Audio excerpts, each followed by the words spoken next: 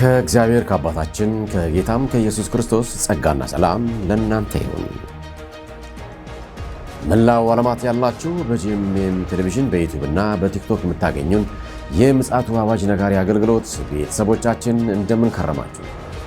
ስለ ተናፋቂው ልዩና ሰማያዊ ስለሆነው ሰርግ እንድናወራ በልባችን ውስጥ ያስቀመጠ እግዚአብሔር አምላካችንን እጅግ አድርገን እናከብረዋለን፣ እናመሰግነዋለን። የተሰጠንን እንድንሰጥም በብዙ ሰልፍ መካከልም ጸጋውንና ኃይሉን እያበዛልን ባለመታከት ያቆመን ነውና የስጦታውን ባለቤት ስለ ሁሉም ነገር በጣም አድርገን በድጋሚ እናመሰግነዋለን።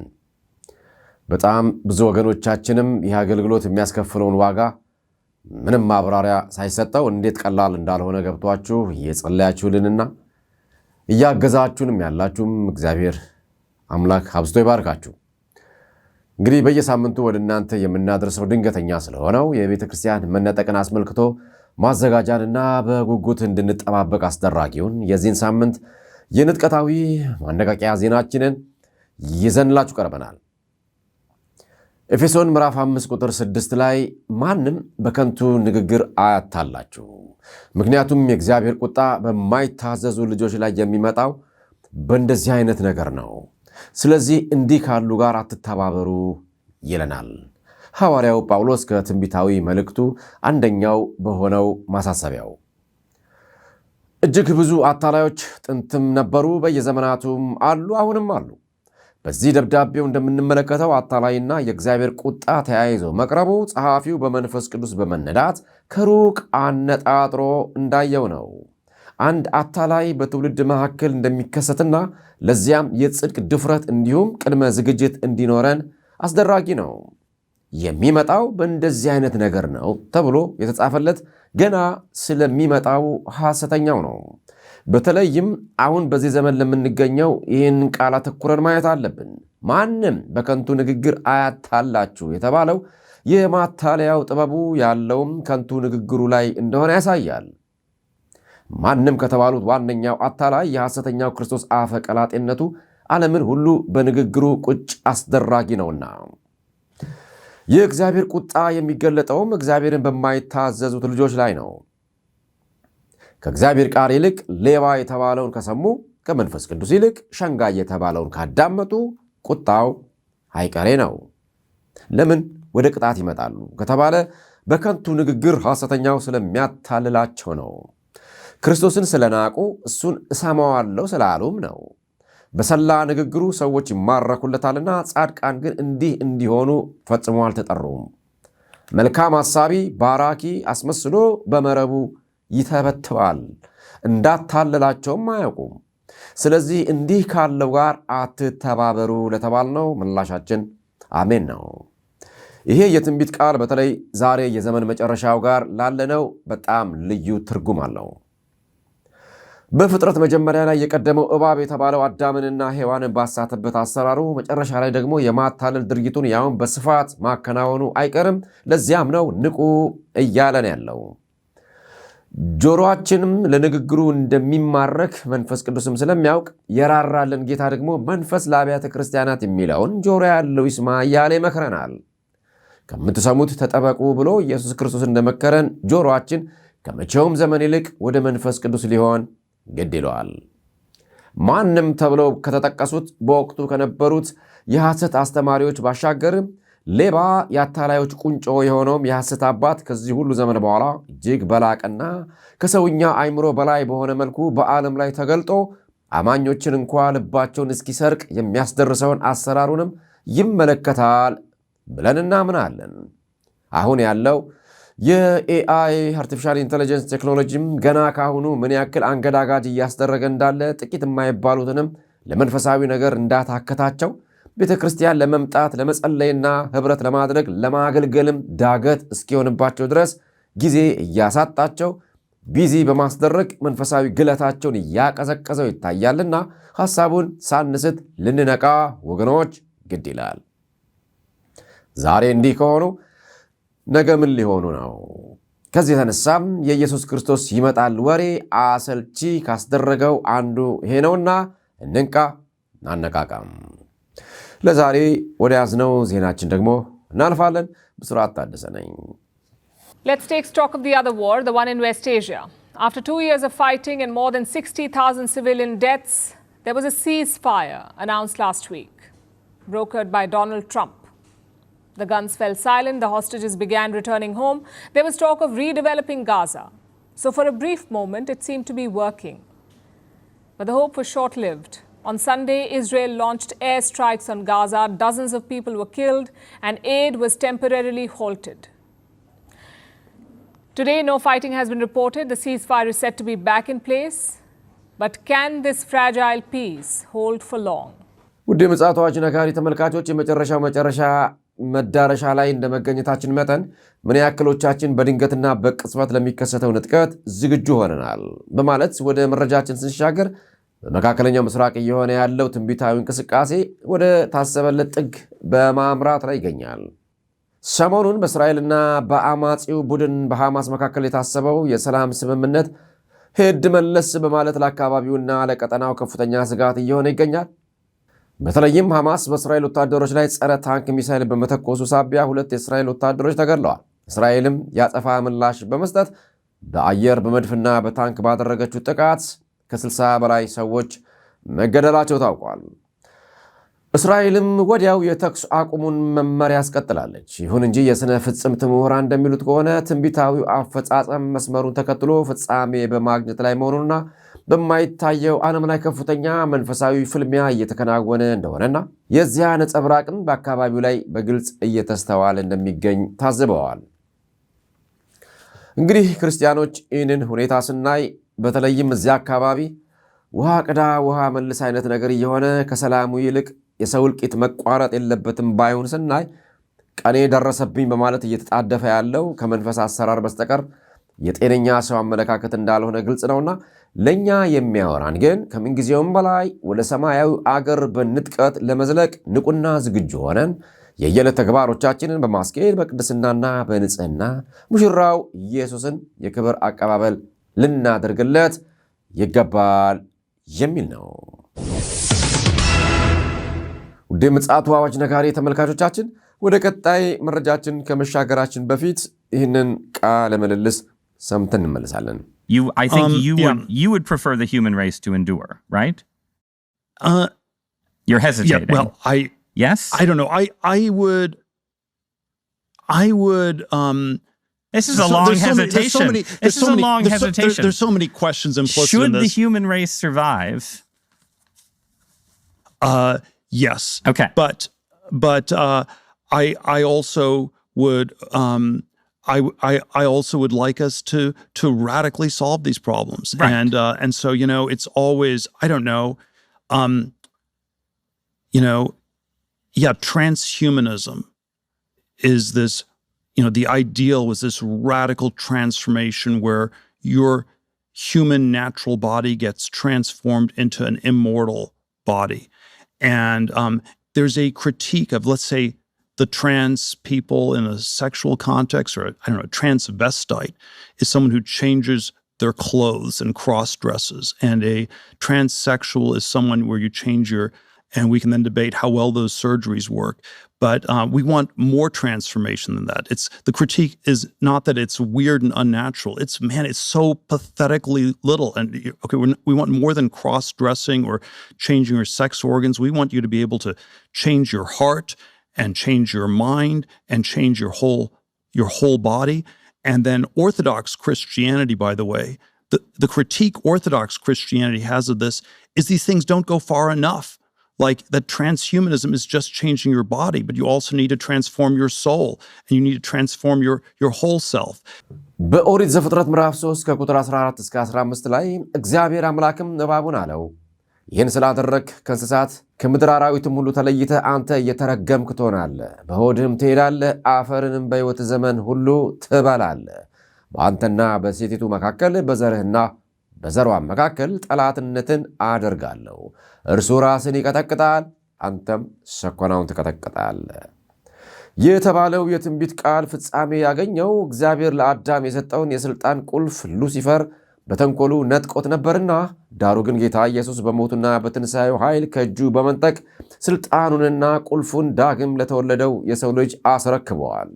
ታዲያ ልናወጋቸው የወደድነው ጉዳይ ቢኖር የክርስቶስ ኢየሱስ ዳግም ምጽአት የሚያባንነውና የሚያስደነግጠው የኤደን ገነቱ እባብ ዛሬ ያንኑ የማታለል አጀንዳውን መዘዋል። ቀደም ሲል ሔዋንን እንደ እግዚአብሔር ዘላለማዊ ትሆናላችሁ ያለውን ዘመናዊ ስልት በመጠቀም የሰው ልጅ ተፈጥሮን መቅደም አለበት በማለት በወኪሉ አማካኝነት የናሞኛችሁ መደለያውን እያስተጋባ ይገኛል። ቀደም ሲል በመግቢያው ላይ ያሰማናችሁ ታዋቂው ቢሊዮነር ላሪ ኤልሰን ለአንድ ታዋቂ ፖድካስት አነጋጋሪ ምላሽ ሰጥቶ ነበረ።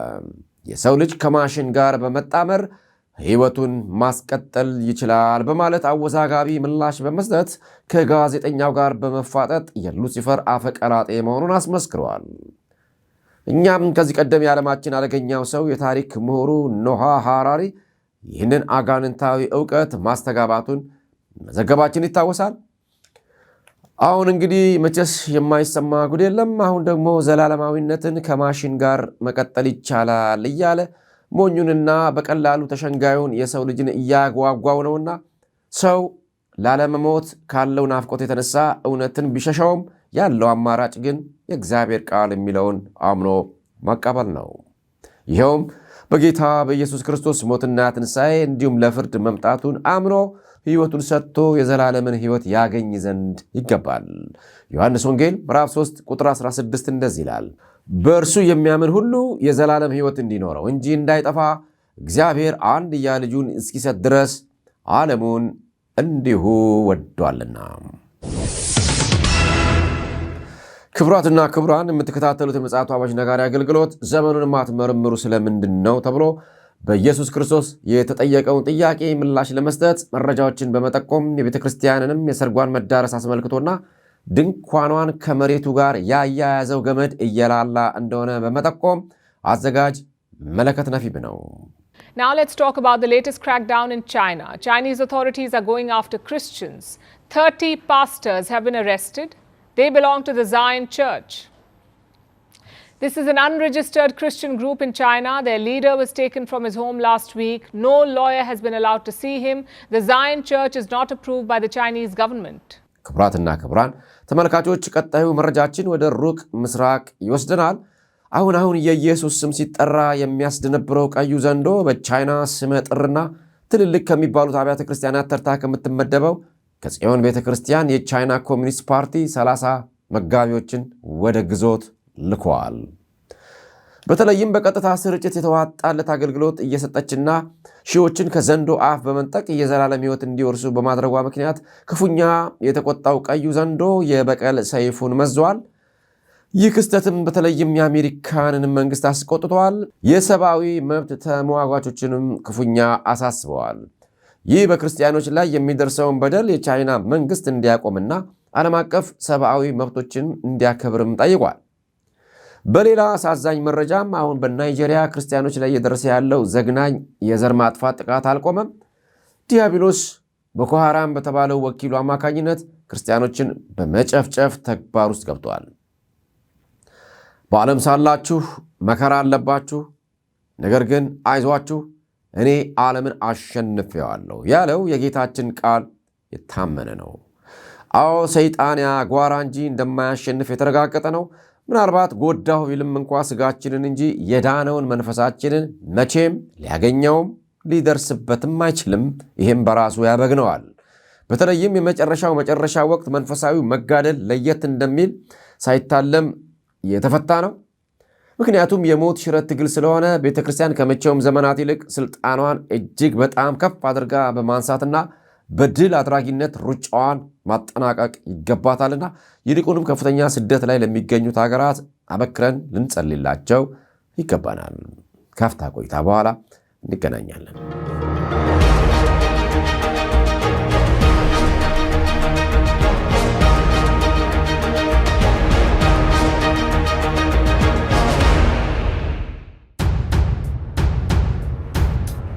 ምዕራፍ 21 የሉቃስ ወንጌል ምዕራፍ 21 ቁጥር 34 35 36ን ነው በጌታ በኢየሱስ ክርስቶስ ስም አነበዋለሁ።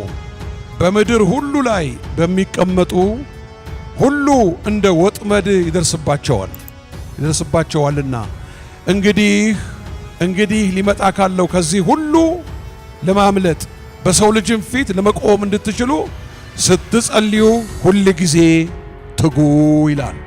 ስለ መጨረሻው ስለ መነጠቅ ይግና የእግዚአብሔር በረከት ነው የሚናገረው ቦታው።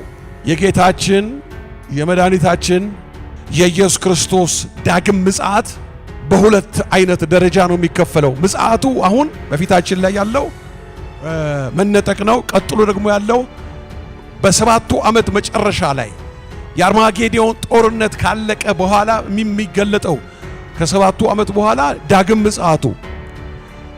የሚገርመው ወገኖቼ ሆይ እና ማወቅ የሚገባን ነገር የመጀመሪያው ይሄ መነጠቅና መወሰድ ወይም ደግሞ ወገኖቼ ሆይ ከሰዎች መካከል ድንገት እግዚአብሔር ወልድ ኢየሱስ ክርስቶስ የእርሱ የሆኑትን የሚወስድበት ሰዓት ድንገት ነው።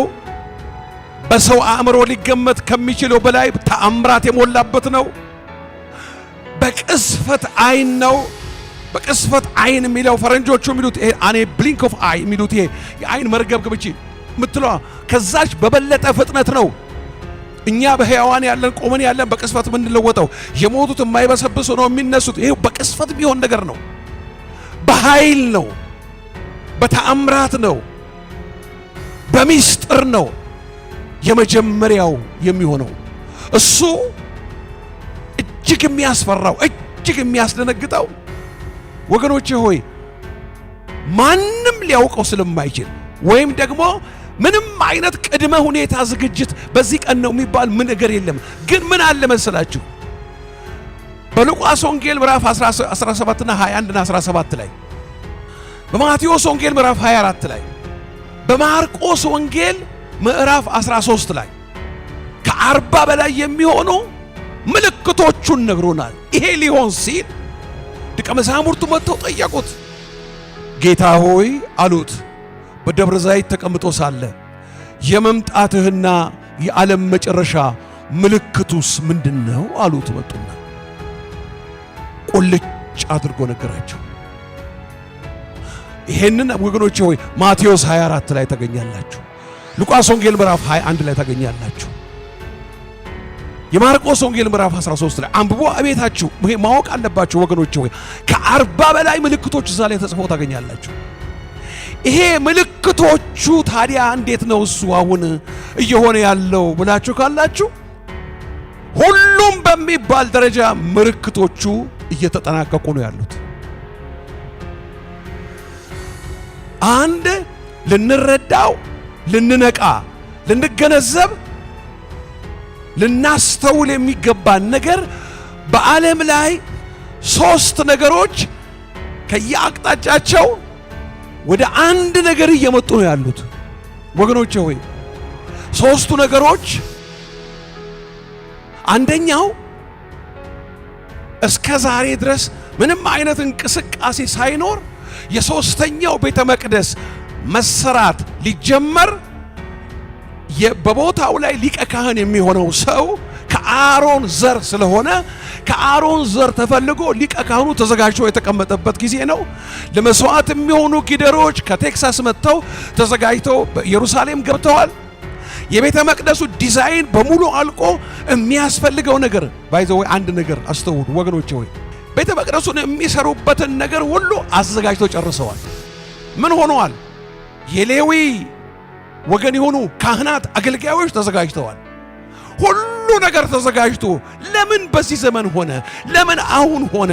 አሁን በዚህ ባለንበት በ2024 በ2025 በፈረንጆች ማለት ነው ለምን ሆነ? ወገኖቼ ሆይ አንድ ነገር አስተውላለሁ። የተረዱት አንድ ነገር አለ። አንድ የቀረበ ነገር የተረዱት ነገር አለ። አንደኛው ይሄ ነው። ሁለተኛው መንፈስ ቅዱስ ባሪያ ተሰሎንቄ ላይ ሲናገር የአመጽ ምስጢር አሁን ይሰራል፣ ነገር ግን ተገልጦ እንዳይሰራ አሁን የሚከለክል አለ። የሚከለክለው የያዘው በዓለም ላይ የአውሬው ኃይል ሙሉ ለሙሉ ወጥቶ እንዳይሰራ የከለከለው መንፈስ ቅዱስ ስፍራውን የሚለቅበት ሰዓት እየደረሰ ነው። ሶስተኛው ምንድነው ወገኖቼ ሆይ? ኢየሱስ ክርስቶስ ቤተ ክርስቲያኑን የሚነጥቅበት ሰዓት፣ የሚወስድበት ሰዓት። እንግዲህ እነኚህ ሶስት ነገሮች ቀርበው ካሉ ቤተ ክርስቲያን ድርሻዋ እና ዋናው ነገሯ በዓለም ላይ የሚታዩትንና እየሆኑ ያሉትን ነገር በስጋ አእምሮ ዕውቀት ሳይሆን ነገሩን በመንፈስ በመመርመርና በማየት በማስተዋል ባለጠግነት በጥበብ መረዳት ለሕዝቧ መግለጥና ማስተማር ግዴታው ነው። አለበለዚያ እግዚአብሔር ልኮኝ ከሆነ የቆምኩት የእግዚአብሔርን ሐሳብ ነው ማገለግል። እግዚአብሔር ይጠራል፣ ለአገልግሎት ይለያል።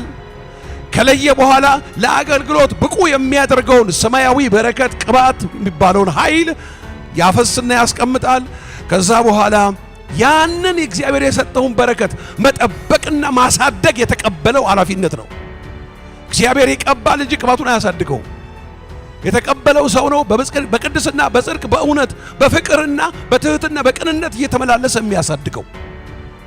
ስለዚህ ወገኖች ሆይ በውስጣችን ያለው በረከት እያደገ ከሆነ እያደገ መጥቶ ከሆነ እንግዲያውስ ቤተ ክርስቲያን ዘመኑን ማየት ግዴታዋ ነው።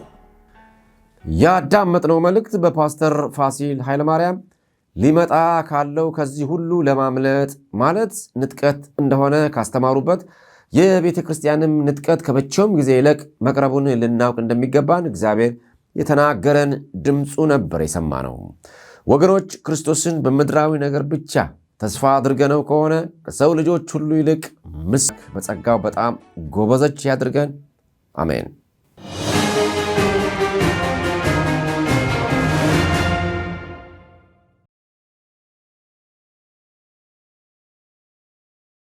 ክቡራት የምፅዓቱ አዋጅ ነጋሪ አገልግሎት እድምተኞቻችን ከሰኞ እስከ ሰኞ ዘወትር በእኛው ዩቲዩብ ላይ በፓስተር አለማየሁ ነሞና በወንድም ይልቃል አስራት የሚቀርብ ወቅታዊ መረጃ ስለሚሰናዳ እንዲሁም ዘወትር ቅዳሜ በቀጥታ ስርጭታችን ገብታችሁ ትከታተሉ ዘንድ ባያመልጣችሁ መልካም ነው ባይ ነኝ። ስለዚህ ከወዲሁ ጥሪ ያደርግላችኋለሁ። ለወገኖቻችሁም ሼር አድርጉላቸው። ለመቋጫነት ወደ ያዝነው ወደ ተፈጥሮ አደጋ ስንሻገር የተለያዩ አደጋዎችን ዓለማችን አስተናግዳለች። በተለይም ደግሞ በላቲን አሜሪካ፣ በአውሮፓ፣ በኤዥያ በተለያዩ ስፍራዎች የጎርፍ አደጋዎች ተከስተው ከ21,000 በላይ ቤቶችን ጠራርገው ወስደዋል። በሰው ሕይወትም ላይ የሞትና የአካል መጉደል አደጋም ደርሷልም ተብሏል።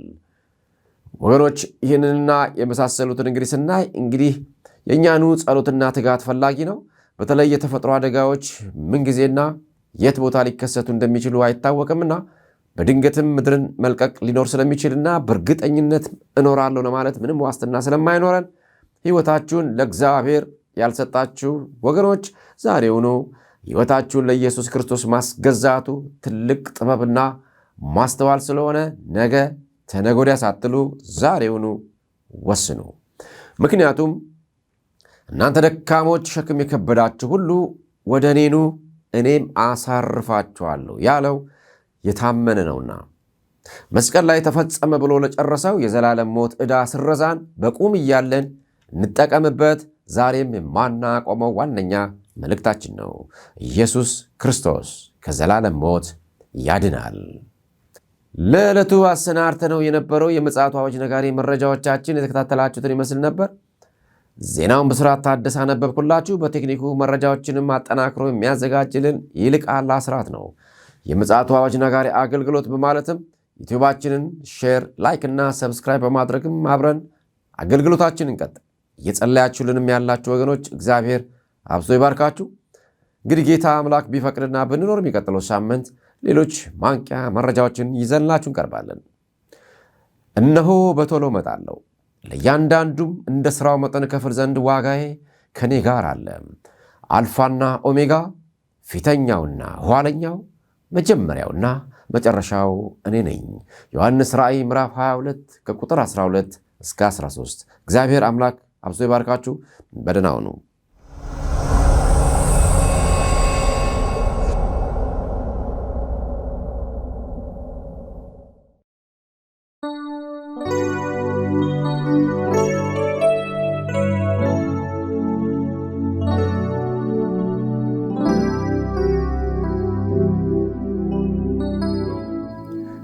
እንግዲህ የእግዚአብሔር ቃል በሐዋርያት ሥራ ምዕራፍ 4 ቁጥር 12 ላይ መዳንም በሌላ በማንም የለም እንድንበት ዘንድ የሚገባን ለሰዎች የተሰጠ ስም ከሰማይ በታች ሌላ የለምና ይለናል።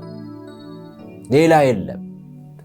ስለዚህም በሌሎች በማንም ወደ መንግሥተ ሰማይ የማይገባና የዘላለም ሕይወት የማይወረስ በመሆኑ ይህንን ታላቅ የምሥራች ማብሰራችን እጅግ በጣም ተገቢ ነው። ሰው ሆይ ምን አማራጭ አለ? ስለዚህ ኢየሱስ ክርስቶስ ለፍርድ ከመምጣቱ በፊት በዚህ በጸጋ ዘመን የትንሽ ደቂቃ ንስሐ በመግባት ከዘላለም ሞት ማምለጥ ከተቻለ ወገኖች መዘናጋት የለብንም። ንስሐችንን እግዚአብሔር አምላክ ይቀበለዋልና በየትኛውም ሀገርና በማንኛውም በሚመችም በማይመችም ቦታ ያላችሁ አሁን ከኔ ጋር አጭር ጸሎት እንድናደርግ ጥሪ ያደርግላችኋል። እኔ የምለውን አብራችሁኝ በሉ። እግዚአብሔር አጠገባችሁ ነው። የፍቅር አምላክ ነው። ይሰማችኋል፣ ይቀበላችኋል። እግዚአብሔር ሆይ አመሰግንሃለሁ። አንድያ ልጅህን ጌታ ኢየሱስ ክርስቶስን ለኔ ኃጢአት በመስቀል ላይ የኔን ሞት ተሸክሞ እንደሞተልኝ አምናለሁ። ኢየሱስ ክርስቶስ እንደሞተ እንደተቀበረና እንደተነሳ አምናለሁ። ደግሞም ለፍርድ እንደሚመለስ አምናለሁ። በደለኛ ነኝና ማረኝ። አሁን ወደ ሕይወቴ ግባ፣ ልጅህ አድርገኝ። ይቅር ስላልከኝ አመሰግንሃለሁ። ስለተቀበልከኝ አመሰግንሃለሁ። ሕይወቴን ላንተ ሰጥቻለሁ። በቤትህ አሳድገኝ። በኢየሱስ ክርስቶስ ስም አሜን፣ አሜን። ክብር ሁሉ ለእግዚአብሔር ይሁን። ከኔ ጋር አብራችሁ የጸለያችሁ እንኳን ደስ አላችሁ። እግዚአብሔር ይመስገን። በአቅራቢያችሁ ወደሚገኝ ቤተ ክርስቲያን ሂዱ፣ ይቀበሏችኋል። በአድራሻችንም እኛንም አግኙን፣ ጸልይላችኋለን፣ መክራችኋለን። እግዚአብሔር አምላክ አብዝቶ ይባርካችሁ። በደህና ሁኑ።